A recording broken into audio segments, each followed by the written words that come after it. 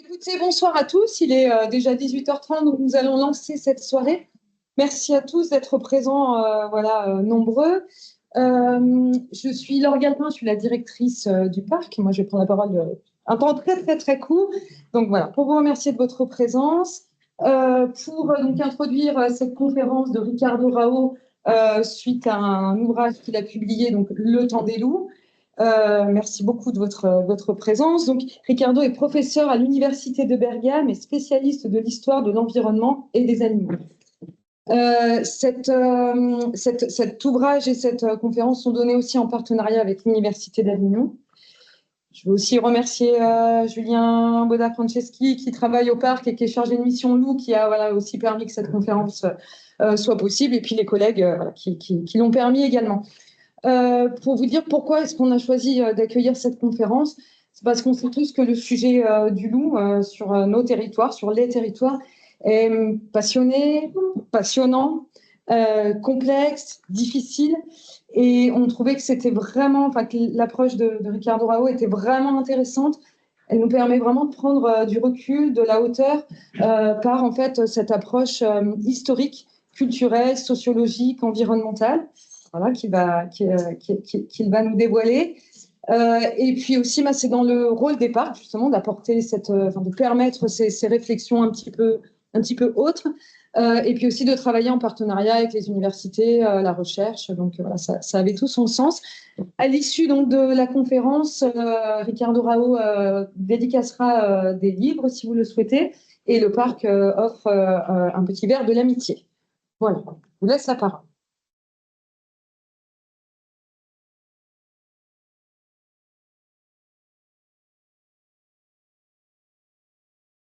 Pour l'invitation. Est-ce que vous entendez au fond de la salle? Oh. Alors, je chercherai aussi la voix.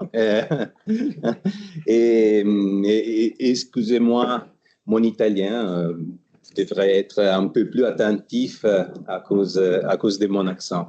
Mais c'est vraiment un plaisir de pouvoir vous raconter ma recherche sur les loups, qui est une recherche historique.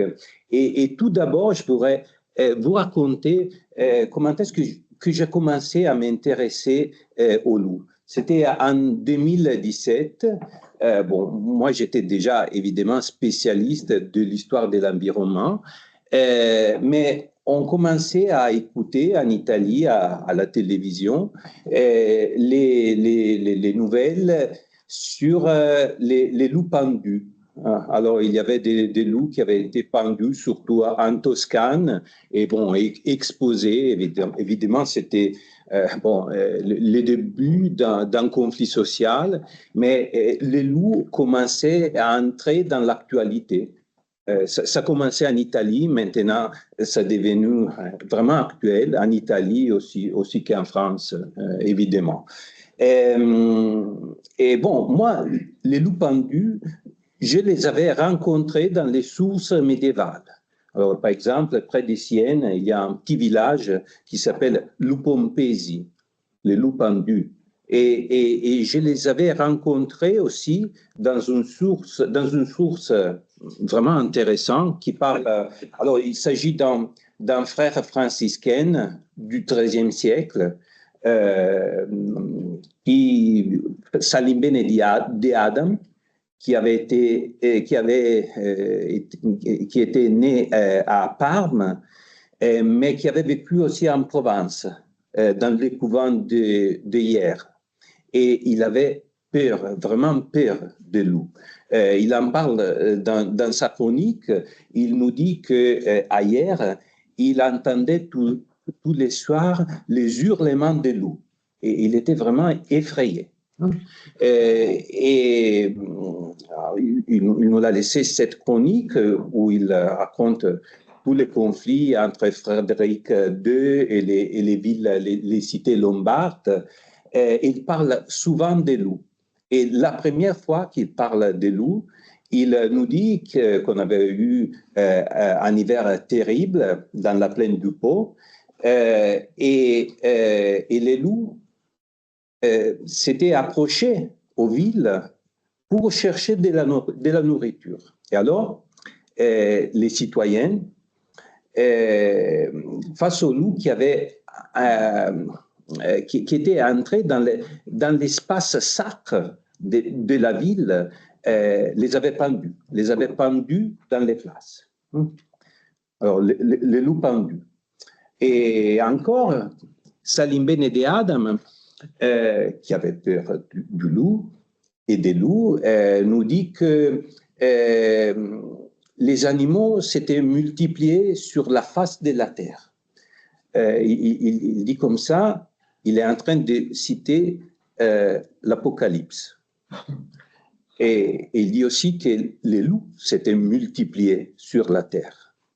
Il dit que les loups avaient commencé à assiéger les villes et il avait commencé à fouiller sous la terre, entrer dans les maisons et étouffer les enfants qui dormaient dans les berceaux. On ne peut pas croire ça, évidemment, on ne peut pas croire ça. Mais Salimbene de Adam est un chroniqueur vraiment séductif, parce qu'il dit toujours des choses qu'il a vues et qui nous convainquent qu'il avait vu quelque chose quand même.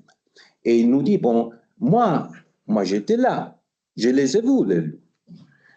J'étais à Imola, dans le couvent de Imola, et là, j'avais vu un renard qui avait mangé 2 poules sur les toits du couvent, et il y avait aussi une personne qui vendait des fourrures des chats sauvages. Alors, les loups sont disparus, et on a ces témoignages qui parlent d'un renard, de quelques chats sauvages. Alors, je trouve vraiment intéressant ça, que quand je commence à regarder les sources médiévales, je trouve des personnes qui sont convaincues, évidemment, d'avoir vu quelque chose qui concerne les loups, qui ont vraiment peur des loups, mais qui sont tellement conditionnés par leur culture, qui était une culture ecclésiastique, une culture d'église, où l'on verra, les loups étaient la figura diaboli, l'image du diable, comme l'on dit dans les bestiaires du Moyen-Âge. Et ils sont tellement conditionnés par leur filtre culturel qu'ils voient quelque chose de différent par rapport au réel. Et alors, là, je trouve vraiment intéressant ça du travail de l'historien à propos des loups, que nous pouvons commencer à avoir nos propres déformations, on pourrait dire, des formations culturelles qui nous ont portés à voir les loups d'une certaine façon. Et je dois dire qu'il y a une façon très occidentale de se rapporter aux loups qui dépend d'une certaine façon de l'histoire médiévale en particulier. Je veux dire, on pourrait dire, du rencontre entre les loups ou l'imaginaire du loup et la religion chrétienne, évidemment, je ne parle pas vraiment de la religion chrétienne en soi, mais je parle du travail des intellectuels chrétiennes du Moyen-Âge, comme Salimbene de Adam, qui nous ont proposé une image, l'image du méchant loup. Parce qu'en effet, si on veut commencer par les origines du problème, par le début, et il faudrait parler de la préhistoire, parce que c'est là que le loup a rencontré l'homme, ou l'homme a rencontré le loup. Là, on a eu l'apprivoisement des loups et la naissance du chien, par exemple. Et je voudrais aussi vous montrer quelques images. Voilà. Vous voyez des loups qui ont environ 5000 ans, gravés sur les pierres des Alpes près de Bergame. Et alors, si on parle du loup mais j'aurais pu projeter, par exemple, d'autres images aussi en Provence, les grottes du Lazaret, de Lascaux, et qui nous parlent de la période, du moment, lorsque le loup est devenu un objet culturel, un objet de l'imaginaire. Du moment où les gens ont commencé à désigner les loups, et ça veut dire que les loups ont commencé à peupler l'imaginaire, peut-être aussi les rêves des personnes et des hommes de la préhistoire. Et lorsqu'on parle en général, je dirais, de cultures préhistoriques ou des cultures archaïques, on pourrait dire que le loup est un animal totémique. Ça veut dire un animal qui est un peu positif et un peu négatif, qui peut faire peur, mais qui est surtout lié au sens de la transformation. Si vous pensez, lorsqu'on parle du loup, on parle du début de l'âge de la sexualité, par exemple. Si vous pensez, par exemple, au Lupercalia, la fête principale à Rome, qui était la fête de l'initiation à la vie sexuelle par les jeunes romaines qui étaient habillées comme des loups, avec des fourrures de loups.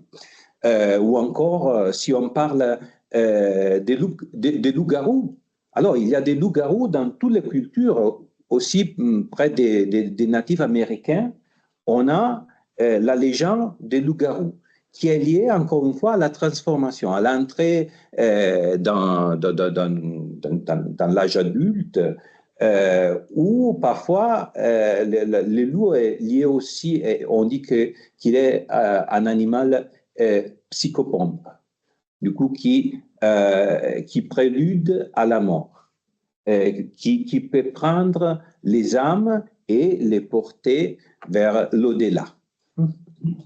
Alors, il est un animal sacre. Et si le loup est un animal sacre dans une culture, à l'intérieur d'une culture, bon, cet imaginaire détermine aussi les relations entre les hommes et les loups. Par exemple, je pourrais vous parler du Japon avant le 19e siècle. Là, le loup était un animal sacre. Le Japon est une île. Du coup, la coexistence est encore plus difficile, on pourrait dire. Là, on parle, le loup est appelé chien des montagnes. Et évidemment, on avait eu aussi beaucoup de problèmes d'hybridation entre les loups et les chiens. Parfois, il y avait des attaques anthropophages, surtout quand les ressources, on pourrait dire, environnementales s'étaient réduites. Je veux dire que lorsqu'on a commencé au cours du XVIIe et XVIIIe siècle à exploiter d'une façon agricole les terrains, on a déboisé beaucoup. Alors là, on a eu moins de proies, moins des animaux sauvages, et les loups ont dû, on pourrait dire, ont commencé à regarder surtout au bétail, du coup aux animaux domestiques, et parfois on a eu aussi des cas, alors selon les sources, d'anthropophagie. Mais là, le loup était un animal sacre. Et du coup, la coexistence était un peu plus facile parce que les hommes avaient une vision positive du loup. Qu'est-ce qu'il a changé? Vers 1868, on a eu la modernisation du Japon. Et du coup, le Japon a importé toute la culture occidentale, aussi la culture du loup. Et on a commencé avec les systèmes de récompenses. Et du coup, les personnes qui tuaient un loup recevaient une récompense par l'État et les loups ont disparu aussi au Japon. Et là, du coup, les problèmes de la culture que nous avons du loup est quelque chose de très important. et qui remonte au Moyen Âge. Pourquoi au Moyen Âge? Parce que là, je vous parlais de la religion chrétienne, qui est une religion, on pourrait dire, pastorale. On parle d'un berger, d'un brebis, des fidèles, et évidemment, le loup. Bon, le loup ne peut pas être une figure positive. Hein. Alors, le loup, selon les actes des apôtres, les évangiles, le loup est lié, par exemple, aux faux prophètes, du coup à l'hérésie, au monde des païennes. Mais les évangiles sont vraiment très, on pourrait dire, très peu de choses à propos de loup. Ce sont les intellectuels chrétiens du Moyen-Âge qui commencent à utiliser, là je vous disais, l'imaginaire du méchant loup. Les loups des bestiaires, par exemple, l'image du diable qui est souvent rappelée dans les bestiaires. Et il y a un évêque de Lyon qui s'appelle Euché au 5e siècle qui dit Lupus diabolus vel heretici. Du coup, lorsqu'on parle du loup, on parle du diable ou des hérétiques. Quelque chose qui n'est pas vraiment très positif dans la culture chrétienne. Mais vraiment, on pourrait multiplier les exemples. On retrouve souvent aussi dans les églises où il y a les jugements universels, la porte de l'enfer est représentée comme la bouche d'un loup. Bon, au début du Moyen Âge, il y avait aussi un imaginaire différent du loup. Alors, si vous pensez à la culture romaine, bon, il y a une loupe qui a fondé la ville la plus importante de la Méditerranée. Et encore, les barbares.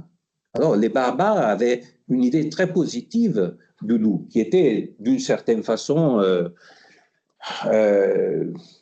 un symbole de guerrier, de fierté. Et là, vous avez une représentation du 7e siècle qui vient de la Danemark et des berserkirs, du coup, des hommes loups qui sont les gardiens d'Odin. Et du coup, ce sont vraiment, encore une fois, des hommes loups qui sont sacres. Et il y a aussi, on pourrait dire, un tournement dans l'histoire qui est représenté par Charlemagne. Parce qu'il faut parler aussi de Charlemagne, qui a vraiment changé l'histoire en Occident du loup. Aussi du point de vue de l'imaginaire.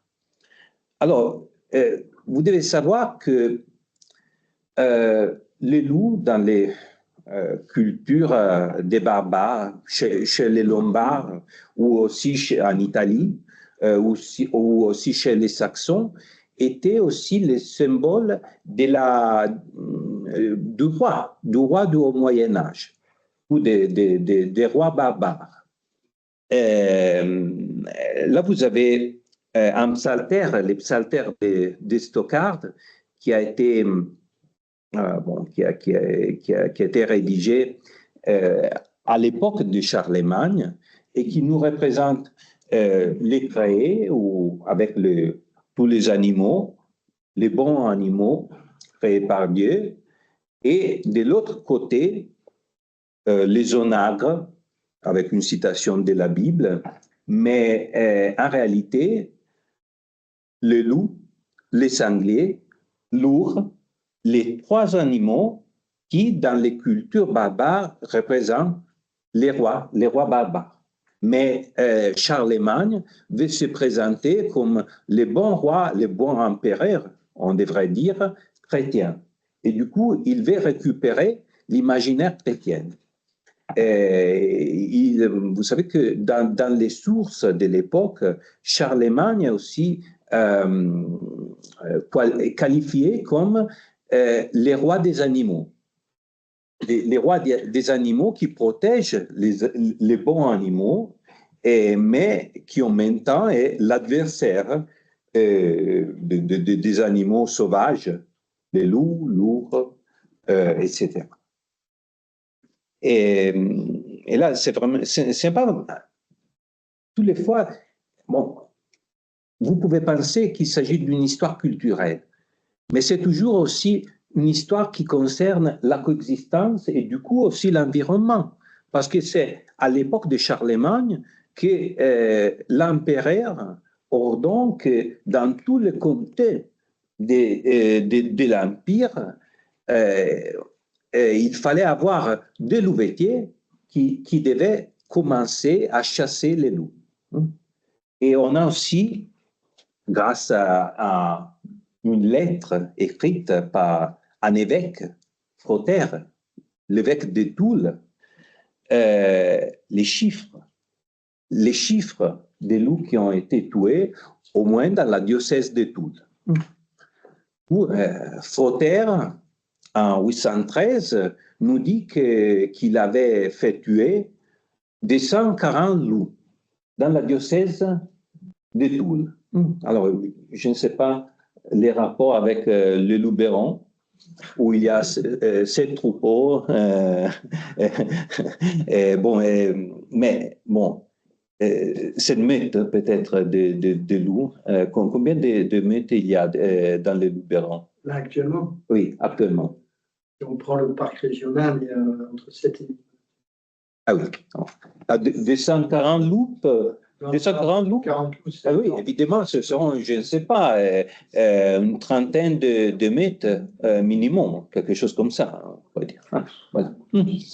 Là, pour vous montrer aussi la relation entre le passé et l'actuel, on ne peut pas vraiment faire ces comparaisons, mais ça nous aide à nous dire qu'il y avait beaucoup de loups, mais qu'on en a beaucoup, qu'on en a tué énormément. On en a tué énormément. Alors, j'avais lu dans un livre écrit par Robert Delors. Robert Delors est le premier historien français qui s'occupe d'une façon magistrale des animaux. Il a écrit une histoire des animaux et il écrit à un certain point, un bref passage, il dit à l'époque de Philippe le Bel, du coup 1400, on avait tué 1000 loups en France. Alors, je pensais, non, 1000 loups, c'est trop, évidemment, c'est une exagération. Alors, je vais vérifier les sources. J'ai regardé les sources. On parle vraiment de 1000 loups par an, environ pour 2, 3, 4 ans. Puis, ils commencent à disparaître, probablement parce qu'on avait vraiment tué trop. Mais là, pour vous dire que la culture conditionne aussi la coexistence et du coup l'environnement. Et dans la seconde partie du Moyen-Âge, aussi l'imaginaire du loup va changer parce qu'il est toujours le loup méchant, mais on commence à avoir aussi la naissance du loup. Alors, je ne sais pas comment est-ce qu'on dit en français, un peu idiot, on pourrait dire un peu naïf. Voilà. Nous les connaissons surtout par les bandes dessinées de Mickey Mouse, mais ça remonte au Moyen-Âge. Là, c'est les romans des renards qui se battent avec Isengrin, et Isengrin est le premier loup naïf, on pourrait dire, de l'histoire. Et je ne sais pas si vous savez que Walt Disney voulait faire une bande dessinée inspirée au roman des renards. Où vraiment, il a conçu l'imaginaire du loup naïf à travers le roman des renards. Mais bon, là, c'est l'histoire, encore une fois, du Moyen-Âge, où les loups, on pourrait dire, presque au 100%, est toujours le méchant loup. Hein. Dans les sources, on parle de lupi rabidi, mais parfois, du coup, lié à la rage. Mais en général, le loup est toujours le loup méchant. Sauf quelques exceptions, par exemple, Saint François, évidemment. Je crois que vous tous connaissez le miracle du loup de Gubbio, qui est le miracle de Saint François le plus renommé, mais en général, les miracles les plus renommés au monde, apparemment, des saints. Alors, l'histoire. Saint François arrive à Gubbio, cette petite ville en Ombrie, où il y a un méchant loup qui a commencé à hanter les campagnes, à tuer beaucoup de monde. Et lui, Saint François se rend au milieu de la forêt où rencontre le loup et lui impose de jurer un serment où le loup promit de ne plus tuer les habitants de Gubbio. Et puisque Saint François est un peu méfiant, il lui oblige aussi à répéter le serment au cœur de la ville de Gubbio, dans la place principale, où le loup met sa patte sur la main de Saint François, comme si ce serait les mains, et il jure de ne plus tuer les citoyens de Gubbio. Et puis, il vit comme un petit chien, on pourrait dire, nourri par les habitants de Gubbio. C'est vraiment comme si les rôles du loup avaient été renversés, il s'était transformé dans un chien.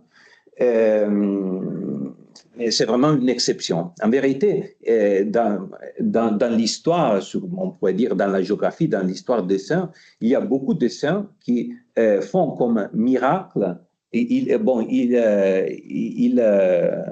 apprivoisent les loups, ils domptent les loups.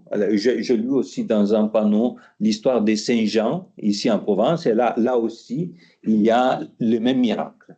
Mais le miracle de Saint François est unique parce que là, il y a quelque chose de plus.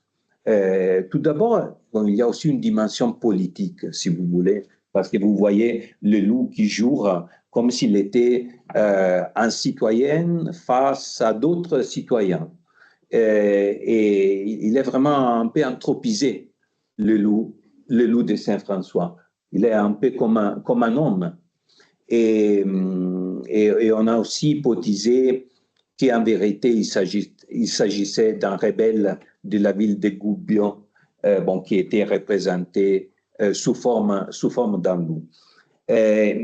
Mais ce que je trouve vraiment intéressant de l'histoire de Saint François de Gubbio, du loup de Gubbio, est que là, le loup est devenu, vers la fin du Moyen-Âge, à l'époque moderne, quand le loup de Gubbio était désormais bien connu, il est devenu un saint lui-même. Il y a aussi des représentations du loup avec l'auréole en tête. Il y a une église, San Francesco della Pace, où il y a la statue du loup de Gubbio. Là, c'est vraiment quelque chose d'unique, mais en même temps, c'est l'exception. Parce que à l'époque moderne, l'histoire des loups va encore changer. On change aussi les mots qu'on utilise pour parler des loups. On commence à parler des bêtes ou de la bête. On en verra quelqu'une de très célèbre. Mais tout d'abord, je voudrais vous dire qu'il y a aussi un problème qui est lié, encore une fois, à l'environnement. Parce que, alors, si on regarde au Moyen-Âge, surtout au premier siècle du Moyen-Âge, là, vous avez vu, surtout à partir de Charlemagne, on a un imaginaire très négatif du loup, mais en même temps, la coexistence, bon, il y avait évidemment les chasses du loup, mais les attaques anthropophages des loups sont inconnues, presque inconnues dans les sources au Moyen-Âge, du coup, de la première moitié du Moyen-Âge. Pourquoi? Pourquoi il y avait beaucoup de forêts, il y avait beaucoup de proies sauvages, et du coup aussi la coexistence était plus simple, aussi du point de vue de l'élevage. Les éleveurs élevaient des porcs sauvages, on pourrait dire, des troupeaux de porcs, plutôt que l'élevage des moutons était moins répandu. Il commence à être répandu au cours du bas Moyen-Âge, du coup de la seconde moitié du Moyen-Âge, aussi avec la transhumance. Et là, les conflits deviennent évidemment plus importants. Et encore plus à l'époque moderne. L'époque moderne est aussi l'époque de la transhumance. Là, vous devez imaginer, il faut penser vraiment aux conditions de vie de l'époque moderne. Alors, il y avait la transhumance dans la Méditerranée, du coup, aussi en Provence, en Italie, surtout en Italie du Sud. Et on avait des millions de moutons qui se déplaçaient toutes les saisons, on pourrait dire, vers les côtes pendant l'hiver et vers la montagne pendant l'été. Et du coup, on pourrait dire l'environnement, l'habitat du loup allait changer complètement au cours de la saison. Et vous devez penser aussi aux bergers. Les bergers de l'époque moderne sont souvent des enfants, des enfants de 7, 8 ans qui étaient mêlés à l'intérieur des moutons. Et bon, là, vraiment, on a une hausse des mentions des attaques anthropophages. Mais encore une fois, il y a des problèmes qui sont liés aussi à la culture. Bon, il y a la réalité, évidemment, qui n'est pas une réalité facile, surtout entre les éleveurs qui doivent défendre et protéger leurs troupeaux et de l'autre côté, les loups. Mais il y a encore une fois la culture, les fibres culturelles qui caractérisent la culture occidentale. Alors là, je voudrais vous parler très brièvement, peut-être que vous connaissez cette image qui nous parle de la bête du Gévaudan, la plus célèbre de toutes les bêtes. Hein? Et je dois dire, il y en a aussi en Italie. Il y a par exemple la bête de Milan, mais en France, il y a vraiment une tradition des bêtes qui arrive jusqu'aux années 78 avec la bête des Vosges. Hein. Et du coup, ça veut dire que l'imaginaire de la bête qui est né au cours du XVIIe siècle est survécu presque jusqu'au présent en France. Mais la bête du Gévaudan, entre 1762 et 1767, il y a une bête, on ne sait pas vraiment, peut-être des loups, peut-être un loup, peut-être quelque chose d'autre, qui a agressé surtout des jeunes bergers entre 13 ans, 14 ans, et la bête a tué quelqu'un de ces bergers, Mais la vraie nouveauté est que la bête du Gévaudan devient une affaire médiatique. Du coup, il y a déjà la presse, il y a les journaux, et dans la France entière, on commence à parler de la bête du Gévaudan. Les chasseurs de toute la France se rendent en Gévaudan pour chasser la bête du Gévaudan. Les Anglais, il faut le dire, se moquent un peu de cette psychose, et sur la presse anglaise, on commence à dire, oh bon, la bête du Gévaudan, on va manger une armée de Français, 120 000 Français, avec aussi les canons. Et bon, il se rend compte qu'évidemment, il y a un problème aussi de psychose, on pourrait dire, qui a été ingéré par la presse, hein, par les gazettes, comme l'on dit comme l'on disait à l'époque. Et les gazettes nous disent aussi des choses très intéressantes. Alors, il y a les témoignages, les personnes qui ont vu la bête du Gévaudan et qui racontent des choses complètement différentes. Chacun a sa propre version de la bête du Gévaudan. Une personne qui dit la bête du Gévaudan avait un museau des vaches avec les poils rouges, un autre avec les poils noirs. Bon, c'est intéressant. Encore une fois, on voit ce qu'on veut voir. Et puis, on dit une autre chose que j'ai trouvé très intéressante. Alors, dans ces régions, les Gévaudan, qui est encore une fois une région de transhumance, les courriers d'Avignon nous dit que la baie du Gévaudan, pour quelque temps, avait cessé ses attaques contre les hommes, et parce que probablement c'était nourri des lièvres qui vivaient à l'intérieur des bois. Du coup, dans les bois du Gévaudan, il n'y avait presque que des lièvres, pas des cerfs, pas des ongulés qui seraient, on pourrait dire, les proies naturelles. Et ça, c'est vraiment un aspect intéressant parce que à partir de la fin du Moyen Âge, il n'y avait presque pas des ongulés dans les forêts de l'Europe entière. Et ça explique aussi pourquoi les loups ont pu devenir un peu plus, on pourrait dire, agressifs dans leur attaque et aussi dans leur attaque vers les troupeaux. Là, je voudrais vous raconter quelque chose qui concerne mes recherches récentes sur les loups et que je trouve vraiment très intéressant. Alors, avec des collègues paléontologues, génétistes, j'avais décidé d'étudier les restes des loups qui étaient conservés dans les musées de la Lombardie et de l'Émilie.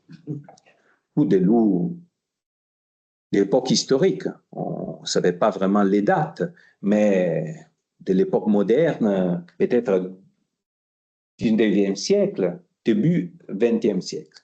On a identifié presque 10-12 restes de loups et on les a vérifiés. Maintenant, on a tout d'abord la possibilité de faire des analyses, on pourrait dire, des morphologies, hein, de voir la forme, les mesures, pour vérifier qu'il s'agissait vraiment de loups. Alors, la moitié était des chiens. Bon, on a encore 5 loups. 5 loups, bon, parce qu'on les a mesurés, on est sûr qu'ils ont la forme, toute la structure du loup. On les a analysés. 4 étaient des chiens et l'autre était un hybride. Et là, je dois dire que si je devais réécrire mon livre, peut-être je parlerais un peu plus des chiens, qui sont presque invisibles dans les sources. Les chiens errants. S'il y a un chien errant, on ne les retrouverait jamais dans les sources historiques. On parlerait plutôt d'une bête ou d'un loup. Mais il y a vraiment des phénomènes historiques qu'on ne peut pas retrouver dans les sources. Alors, la dernière chose que je voudrais vous raconter concerne quelque chose que vous connaissez très bien. Alors, non, là, je vous ai dit ça en particulier, je vous ai parlé des hybrides parce que plusieurs témoignages disent que la bête du Gévaudan était noire, avait un poil noir. Et ça pourrait aussi faire penser à des hybrides. Et la dernière chose que je voudrais vous dire à propos des bêtes du XVIIIe siècle concerne la bête d'Émila. Là aussi, il y a des témoignages, vraiment l'histoire est très similaire à celle de la bête du Gévaudan. Mais un témoin dit quelque chose qui m'a frappé vraiment. Il dit, alors, j'ai vu la bête d'Émila, elle était un loup, mais elle est entrée dans les bois, et, bon, il s'est caché un peu, et puis il s'est transformé dans une fille. Du coup, et il était une fille, et le sous-entendu est, il était une sorcière, parce que dans tous les, on pourrait dire, manuels de sorcellerie, on dit que les sorcières ont la capacité de se transformer dans des loups. Alors, ça pour vous dire encore une fois comment c'est difficile de retrouver la vérité dans les sources historiques. Et encore une fois, nos filtres culturels modifient notre capacité de voir et de comprendre la réalité. Mais bon, la dernière chose concerne, évidemment, je devais en parler, les petits chaperons rouges. Je ne sais pas si vous savez, qui est le conte de fées les plus répandus au monde. Alors, il y a aussi des versions en Asie où il y a la tigre en place du loup. Et cette histoire a été réécrite au cours des siècles. Alors, il y a des versions du XXe siècle, les siècles des idéologies qui ont une signification politique du conte des fées. Alors, par exemple, dans la guerre civile en Espagne, il y a des versions républicaines et socialistes où les petits chaperons rouges et les filles d'une famille ouvrière, évidemment socialiste, et les rouges, bon, la signification du rouge est politique. Et de l'autre côté, il y a les versions franquistes qui parlent des chaperons rouges, qui est la fille d'une famille traditionnelle, des pères et la mère. Et là, si vous pensez, il n'y a jamais les pères dans l'histoire du Chaperon rouge, parce que Chaperon rouge est une histoire au féminin. On a remarqué qu'il s'agit d'une sorte de cycle de la vie féminine, parce qu'il y a les passages des témoins de la mère qui donnent les galettes à les petits chaperons rouges, qui les portent à la grand-mère pour terminer le cycle de la vie, le cycle, et on pourrait dire aussi de la régénération de la vie donnée par les femmes. Les hommes, dans l'histoire des chaperons rouges, le masculin, on pourrait dire, est représenté évidemment par les loups qui est, on pourrait dire, le symbole de la violence sexuelle, et aussi, mais il n'y a pas dans toutes les versions du Chaperon rouge, par les chasseurs. Parce que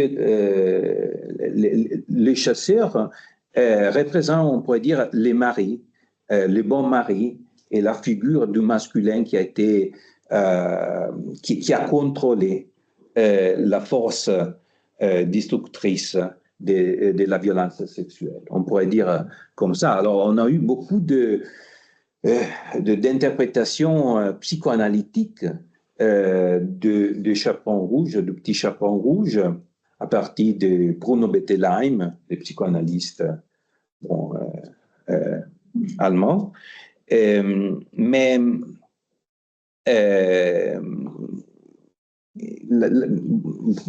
en particulier, Bruno Bettelheim nous a dit qu'il avait lu un autre psychanalyste, Erich Fromm, qui est le premier qui nous a dit que le rouge a une signification sexuelle. Du coup, est la couleur du cycle des femmes, de la femme qui rencontre la sexualité.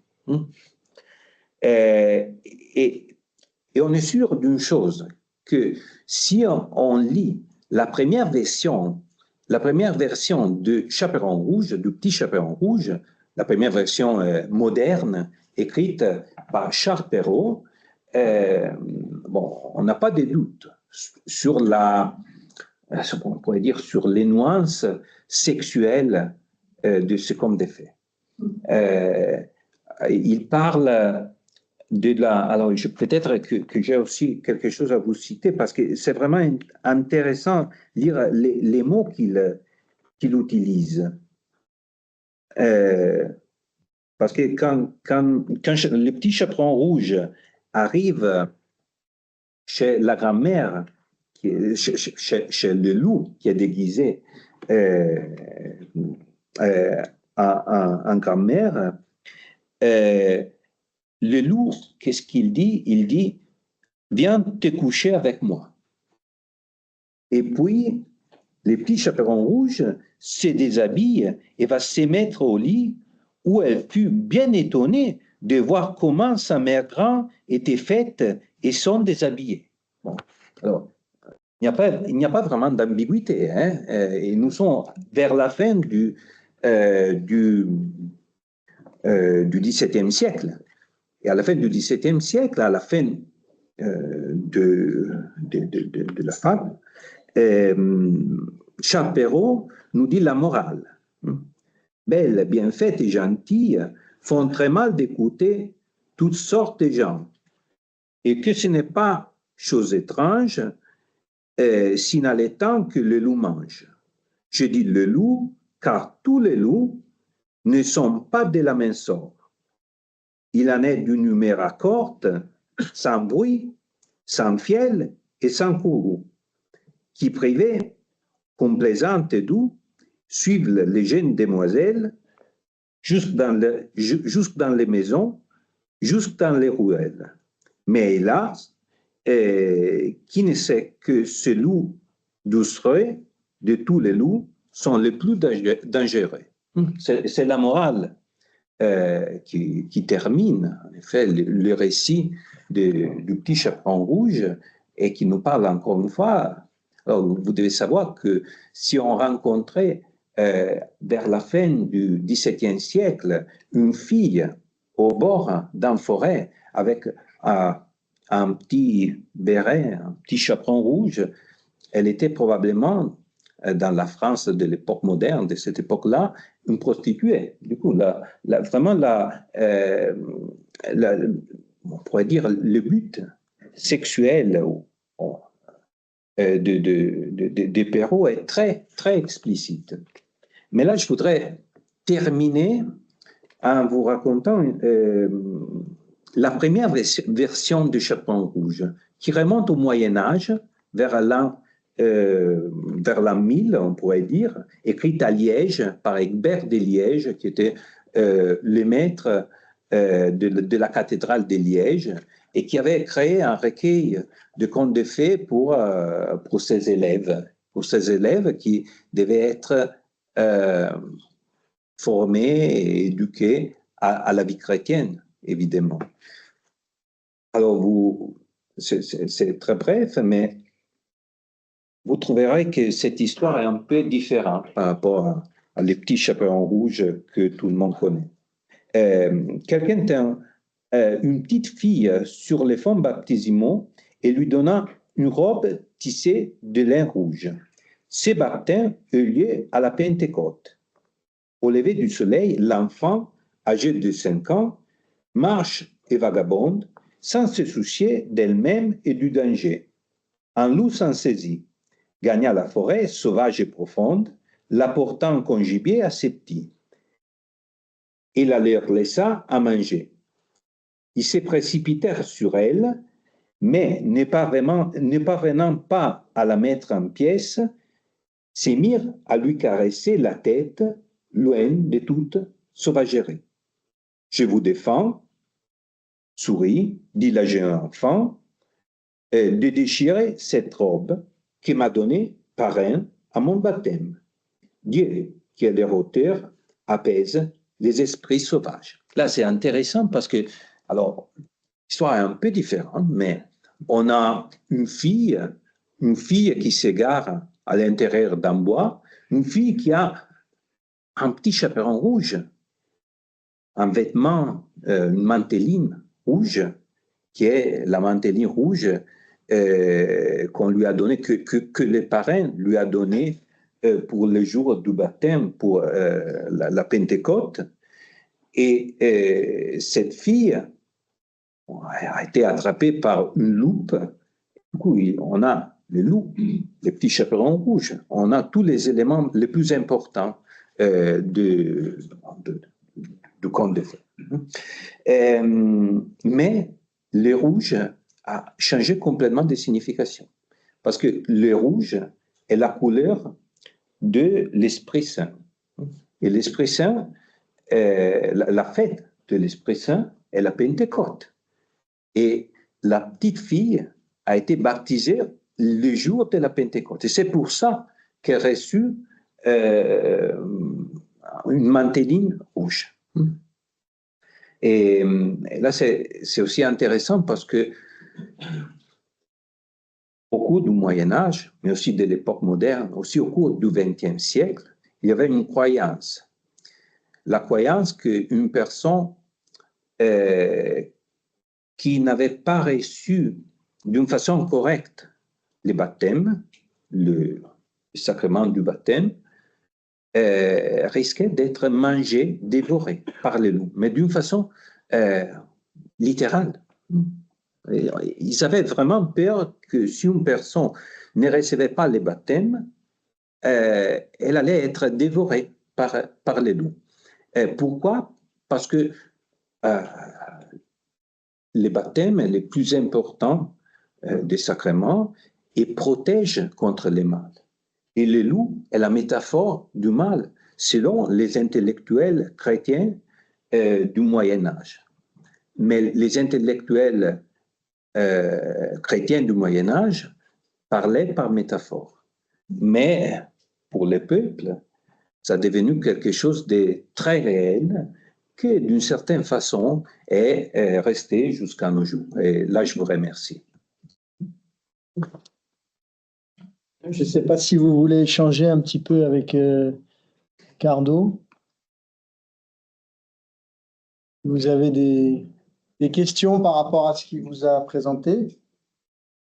Il y a une réflexion qui se dit encore aujourd'hui, je crois. Elle a vu le loup. Elle a vu le loup. C'est-à-dire, c'est passé à l'acte.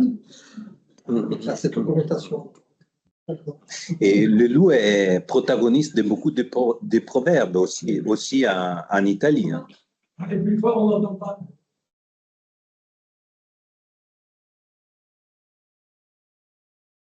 Vas-y, oui, s'il vous plaît. Oui.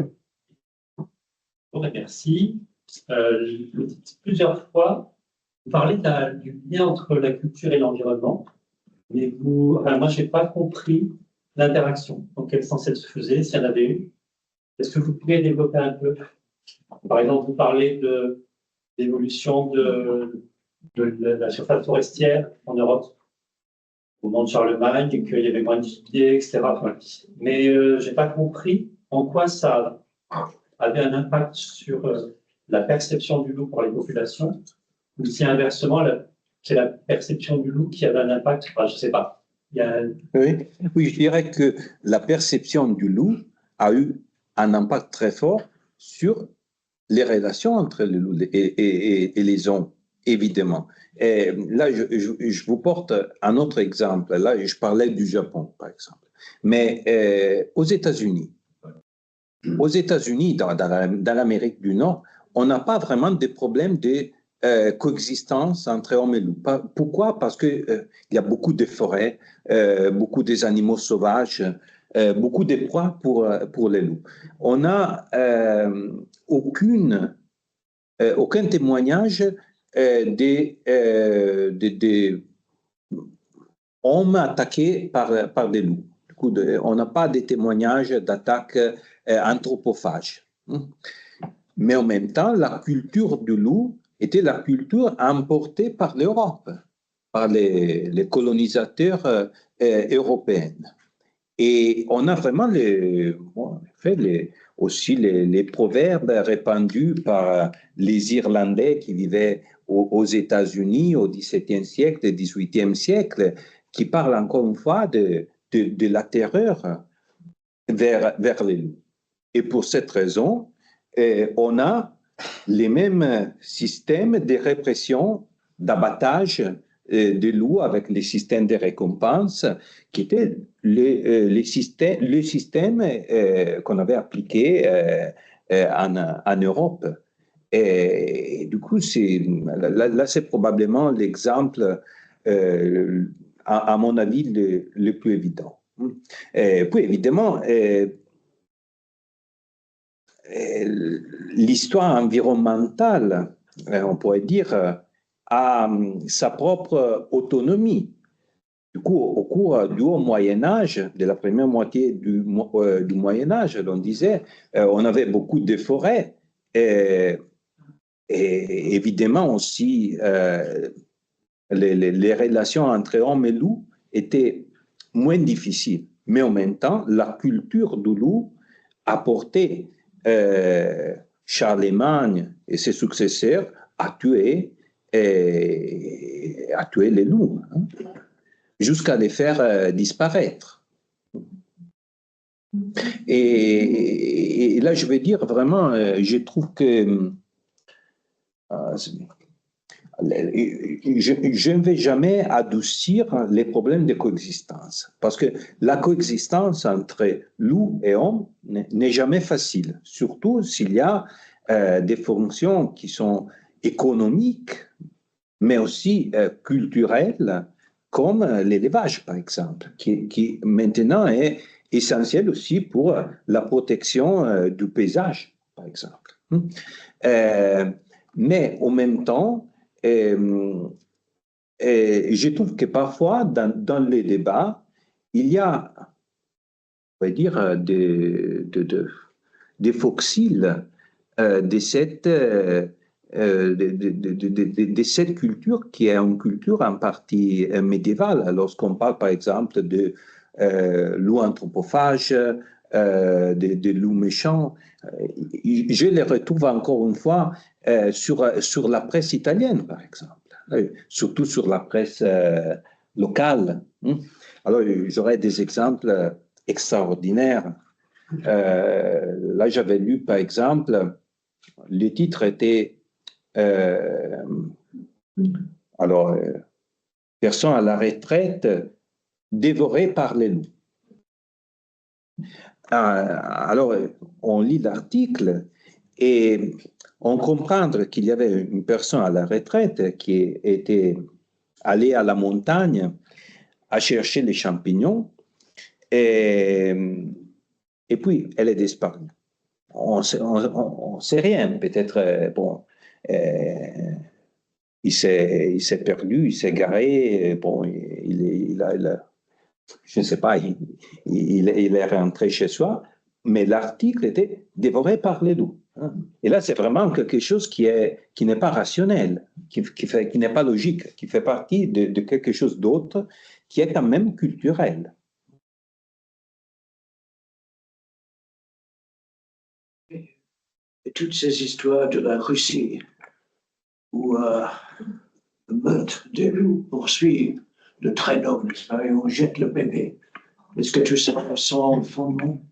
Oh, je ne connais pas vraiment l'histoire,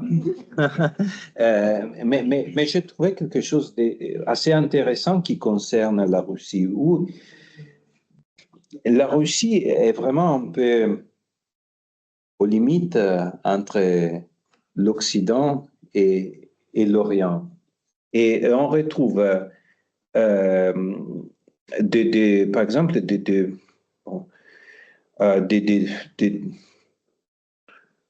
récits, des traces de culture qui évoquent les méchants loups, surtout chez les populations de langue allemande, qui était, et là c'est intéressant parce que ça veut dire que c'est quelque chose qui vient de l'ouest et qui va vers l'est. Mais il y a aussi des contes de fées comme les loups gris, les contes du loup gris, où le loup est une figure positive, comme dans les cultures, par exemple, barbares. Du coup, là, j'ai trouvé, je ne connais pas vraiment bien l'histoire des loups en Russie, mais c'est intéressant la coexistence des différentes cultures. Et en Roumanie aussi, avec Dracula, qui était maître des loups. Ah oui, sur la Roumanie,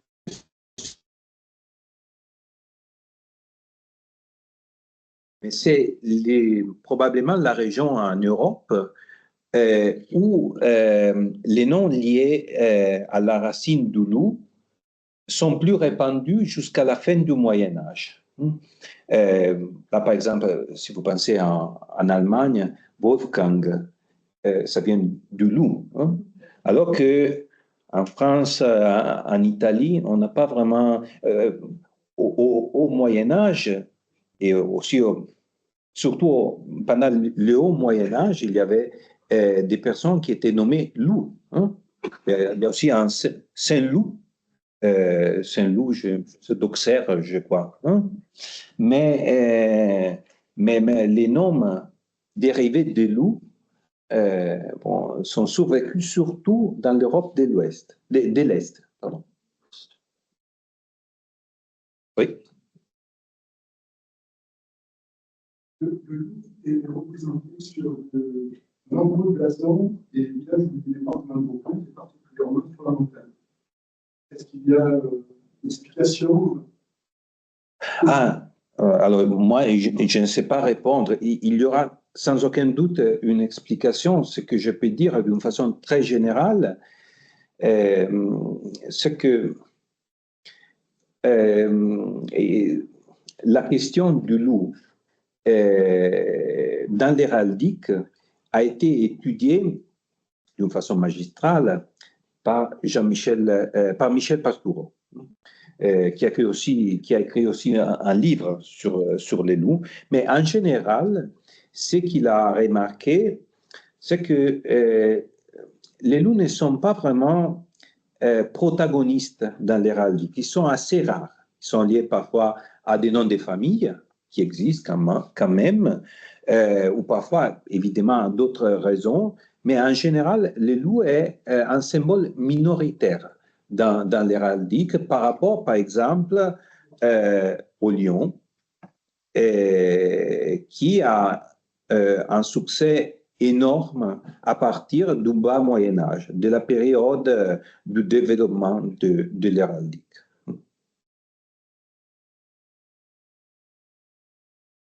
Si on peut revenir au parc du Luberon, il y a un équilibre qui se fait pour le loup entre le territoire sur lequel il peut se nourrir et le territoire dont on le chasse. Et donc, forcément, il y a un équilibre qui se fait au bout d'un moment. Parce qu'on voit, par exemple, dans le village à Rustrel, il y a des loups qui rentrent dans le village, mais ils n'attaquent personne. Par contre, ils vont manger un chat, ou ils vont essayer de trouver une proie qui traîne dans le village. Et ils viennent parce qu'ils espèrent trouver à manger. S'il n'y a rien à manger, ils ne vont pas revenir peut-être. Qu'est-ce que vous en pensez? Ah oui, là, ce que je pense tout d'abord est que nos connaissances sur les loups, il faut le dire, sont des connaissances, je parle des connaissances scientifiques et biologiques, sont des connaissances dynamiques et d'une certaine façon assez courtes, on pourrait dire. Parce que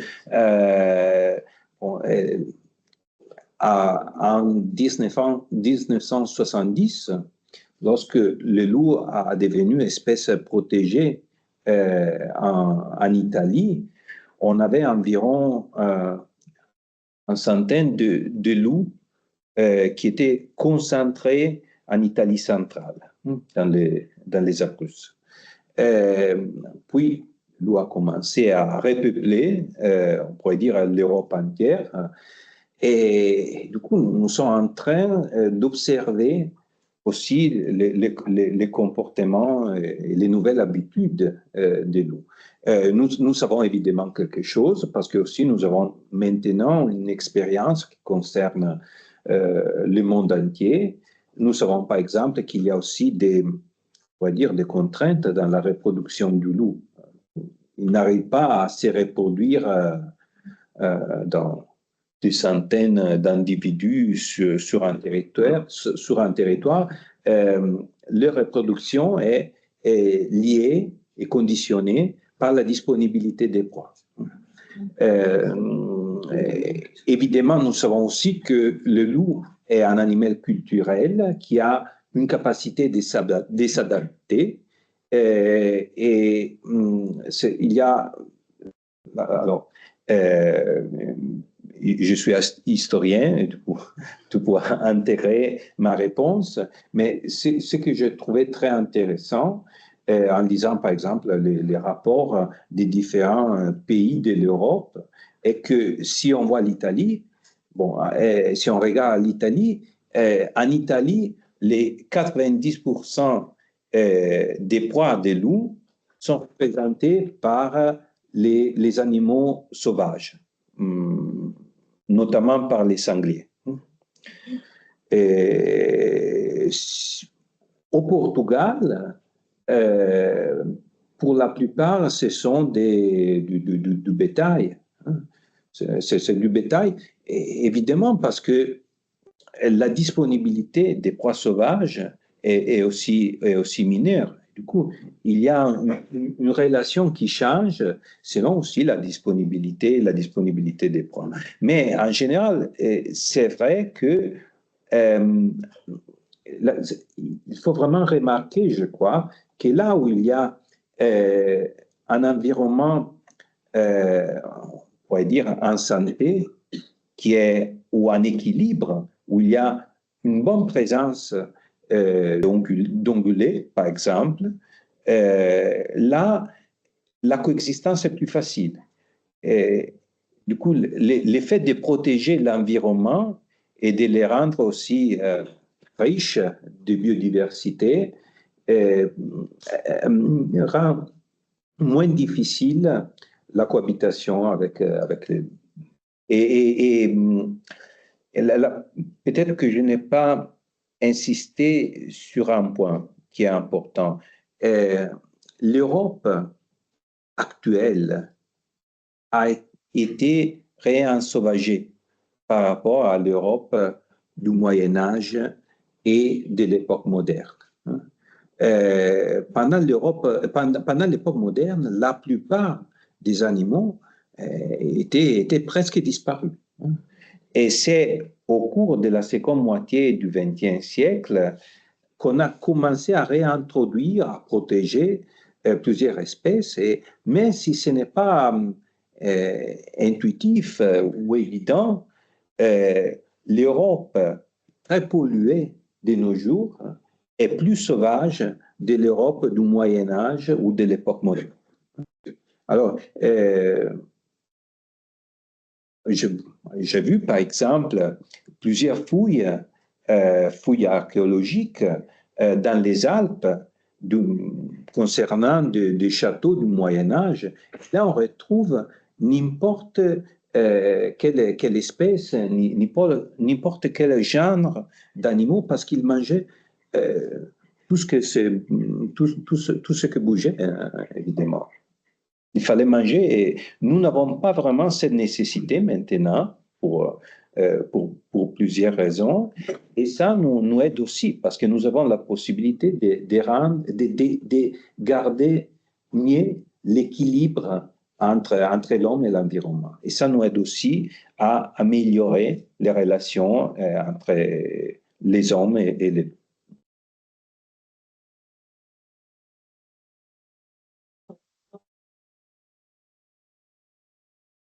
le loup a disparu plus tardivement, plus précocement. Plus précocement parce que, alors, c'est vraiment très intéressant l'histoire de l'Angleterre, parce que le loup a disparu vers le XVIIe siècle. Du coup, a été les premiers pays européens où le loup a disparu. Et ils ont aussi accéléré la disparition du loup en Irlande, que vous savez avait été colonisée, occupée par les Anglais.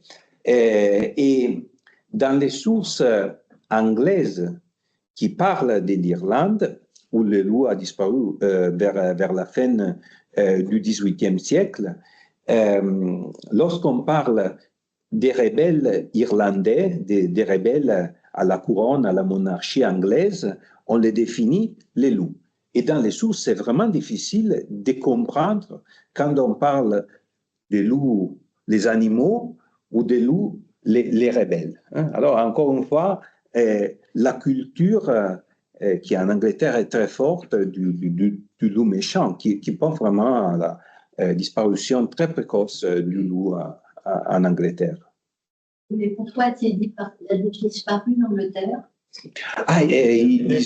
Ils ont commencé avec des ordonnances royales au cours du XIIIe siècle, des ordonnances des rois d'Angleterre, mais vraiment très précises, minutieuses, qui dit que tous les sous-bois doivent être contrôlés et tous les loups doivent être chassés. Et bon, vers le début du XVIIe siècle, les Anglais ont réussi à exterminer. Ils les ont tués, oui. Je dirais que presque toutes les nations en Europe, tous les pays en Europe ont créé des normes et des lois au cours de l'époque moderne pour exterminer les loups. La disparition la plus précoce est en Angleterre, mais vers le début, fin 19e, début 20e siècle, presque dans l'Europe entière, les loups avaient disparu. Et on a eu aussi c'est intéressant aussi, des périodes plus redoutables pour les loups, comme la Révolution française. Pendant la Révolution française, on a tué vraiment des milliers de loups toutes les années.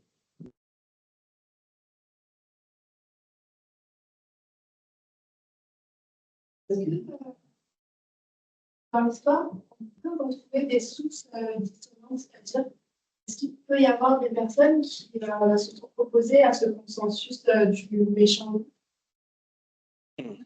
Oui, c'est une bonne question et ce n'est pas tellement facile à répondre parce que, bon, évidemment, alors j'évoquais quelque chose, par exemple, Saint-François, qui est un peu dissonant, les sources de l'Europe, des royaumes barbares, par exemple, l'histoire des Lombards, écrite par Paul Lédiacre, vers la fin du 8e siècle, juste avant la conquête de Charlemagne de l'Italie. Alors, il raconte de son aïeul, son je crois, grand-père, qui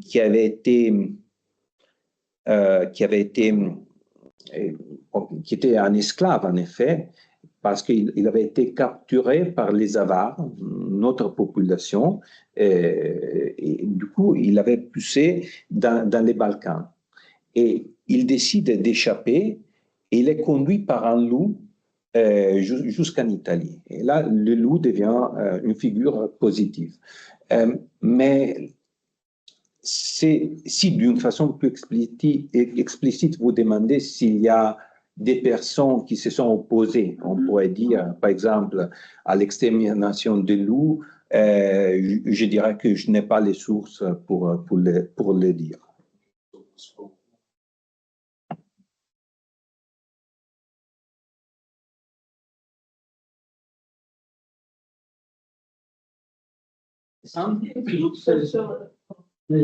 Des sources sur la réalité des attaques et beaucoup sur l'homme qui sont avérées. Ah oui, c'est vraiment une bonne question et encore une fois, ce n'est pas facile à répondre.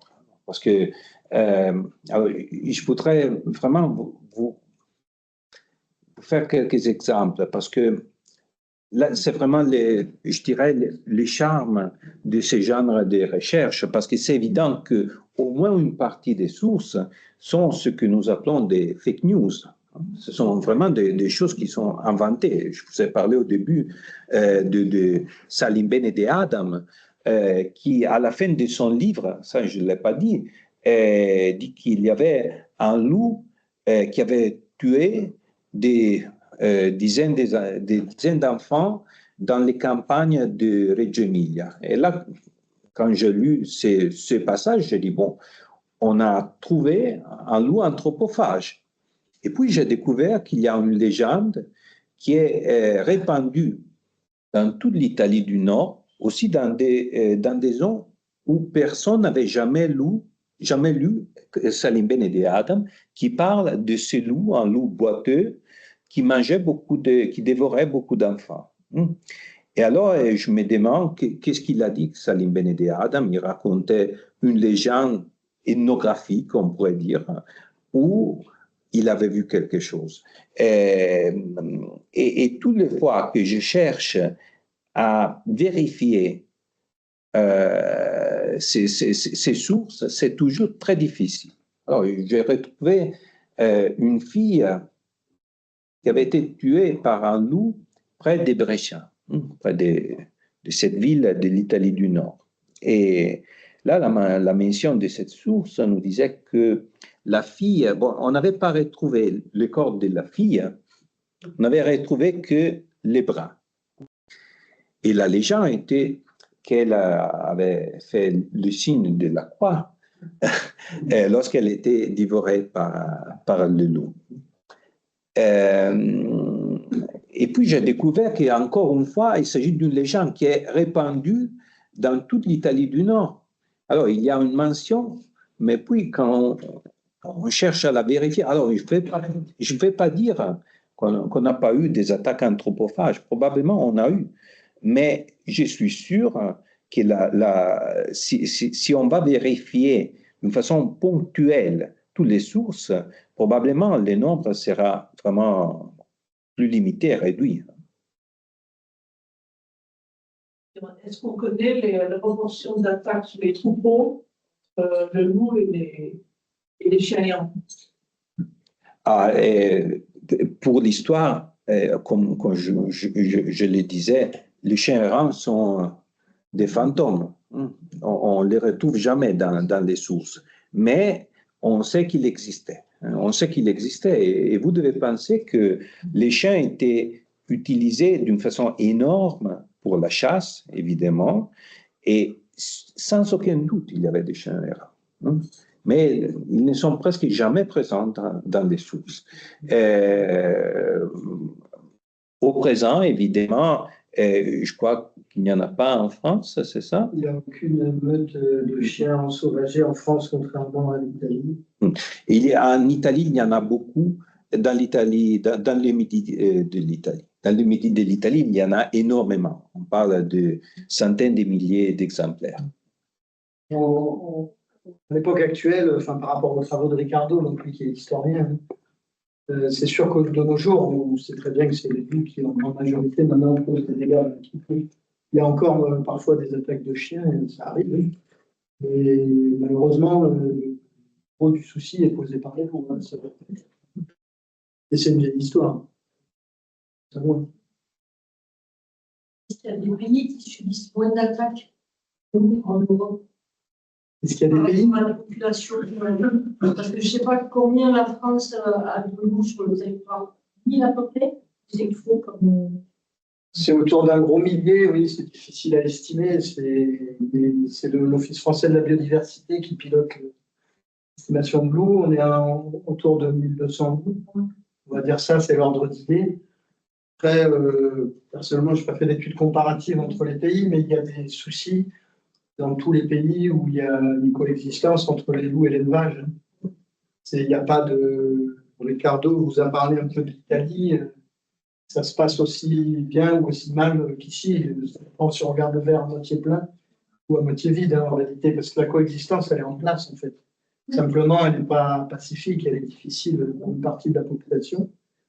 Mais comme il nous l'a très bien montré, je trouve, avec ses travaux, c'est ce qui nous intéressait, il y a une corrélation entre l'état de l'environnement, l'état de l'habitat des loups et l'image culturelle qu'on en développe. Enfin, c'est ce que tu nous as démontré, ce qui est quand même assez intéressant. Et après, dans quelle proportion l'un influence l'autre, la culture influence l'action de l'homme sur le loup et inversement. Là, c'est compliqué, mais la période qu'a évoqué Ricardo étaient des périodes, il l'a très bien dit, les campagnes, les populations humaines étaient bien différentes d'aujourd'hui. Et c'est presque probablement beaucoup plus facile aujourd'hui que ce que tu nous as dit tout à l'heure, qu'à l'époque. Hein, dans des campagnes surpeuplées avec très peu de faune sauvage, où on a coupé la grande majorité des forêts, à une époque où les gens avaient peu d'armes et n'étaient pas en très bonne santé, ça devait être compliqué quand même. Moi, c'est comment en Italie, dans la région des Abruzzes, ils ont pu justement assurer ce côté touristique du loup par rapport au risque, parce que c'est aussi une région d'élevage. Mais par contre, j'ai pu voir que il y avait je dirais, une animation touristique, un attrait. Oui, alors. Comment ils ont pu. Oui, ce qui est évident. Alors, les Abruzzes sont le lieu où on a créé le premier parc en Italie. Ça, c'est une donnée assez intéressante, hein, parce qu'en 1922, on a créé le parc national d'Abruzzo, le parc en Abruzzo. Et on a eu aussi des conflits parce que pas tout le monde était vraiment en faveur de la création du parc. Mais au cours des décennies, on a développé une économie, on pourrait dire, un tourisme lié aux animaux sauvages, qui est aussi facilité par la présence des Roms et des Naples qui sont assez proches des Abruzzes. Du coup, il y a beaucoup de monde, des citoyens.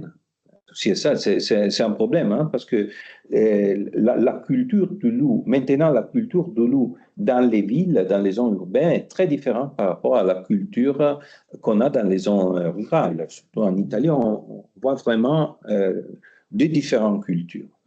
Mais on a créé, on a développé un tourisme de loups et surtout des ours.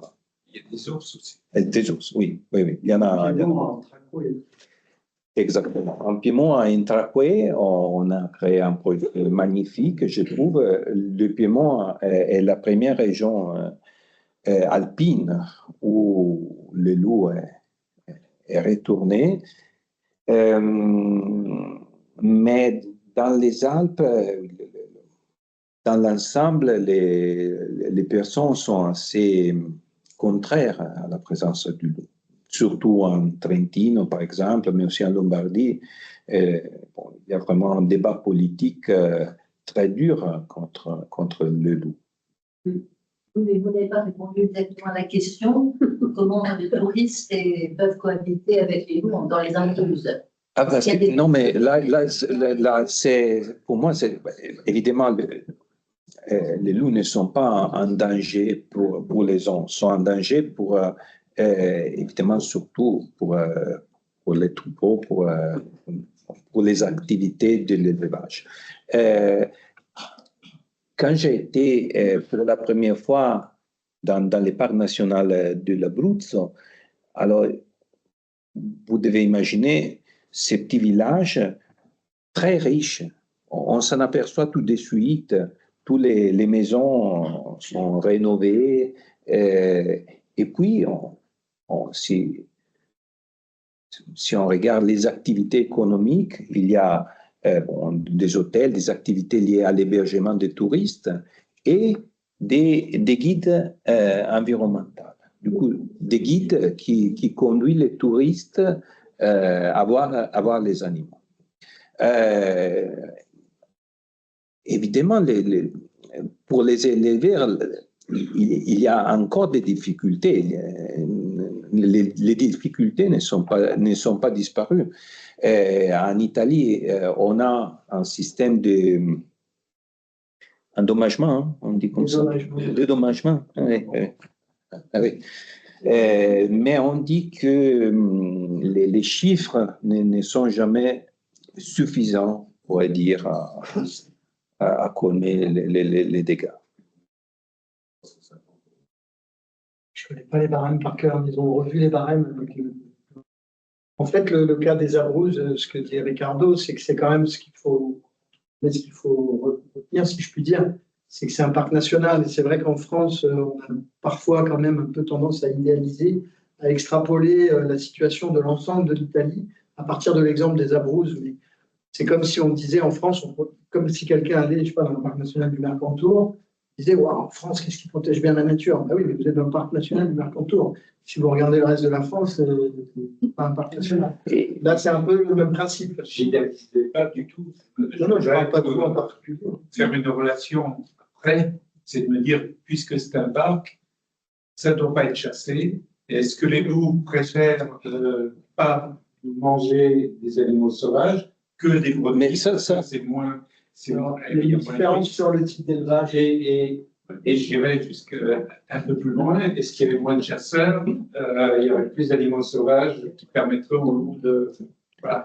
De toute façon, ce que je peux dire de l'Italie, c'est vrai que là où il y a beaucoup d'animaux sauvages, d'ongulés, évidemment d'ongulés, l'alimentation du loup est composée pour la plupart d'ongulés.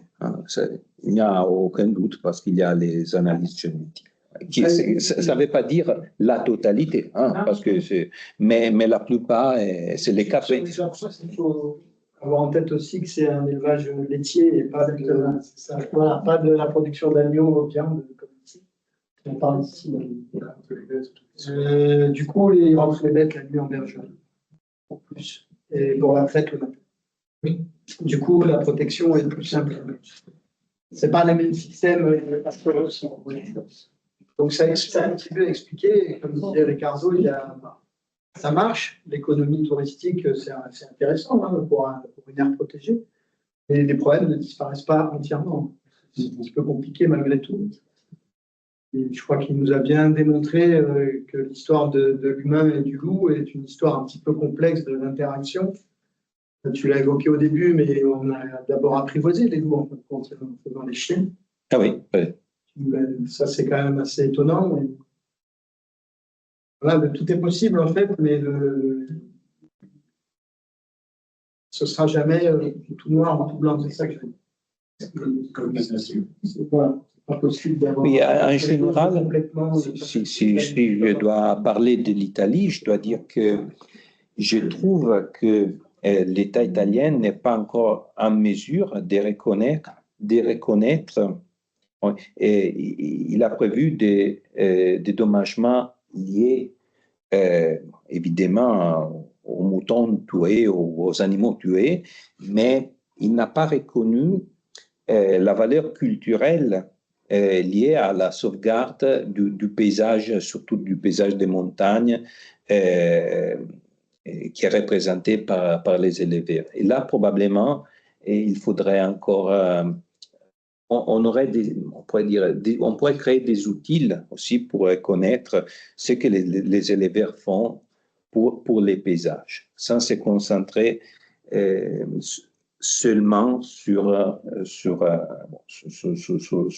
les points. Ce qui est sûr aussi, c'est que les loups reviennent naturellement. Hein. Donc, ils trouvent effectivement suffisamment de proies sauvages.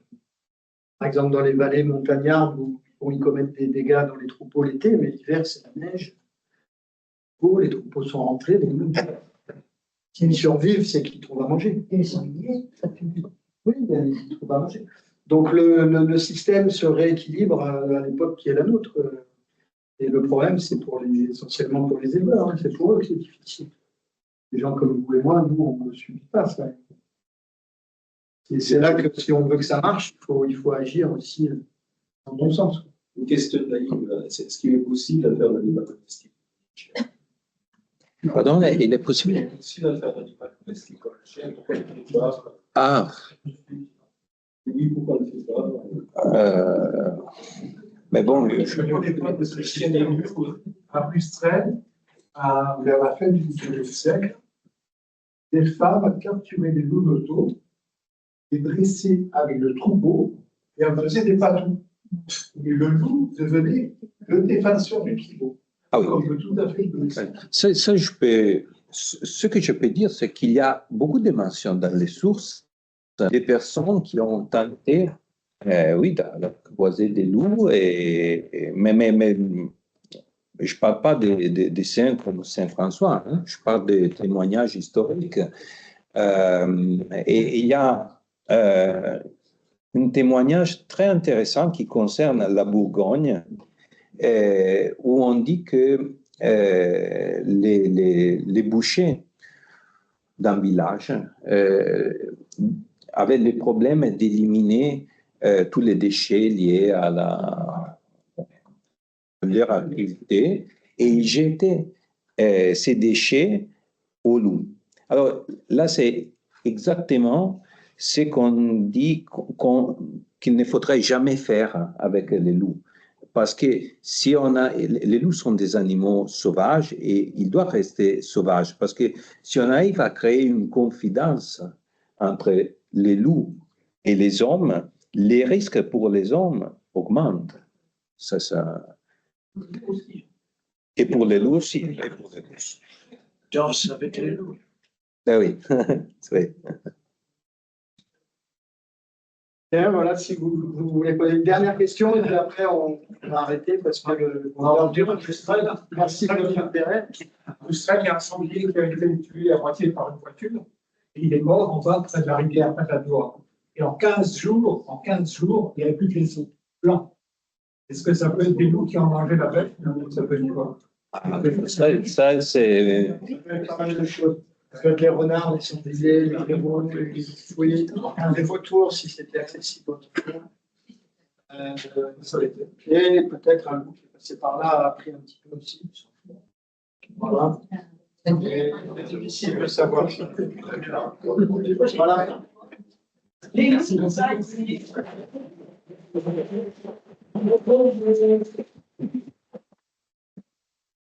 Je vous propose de boire un petit verre avec ou sans alcool.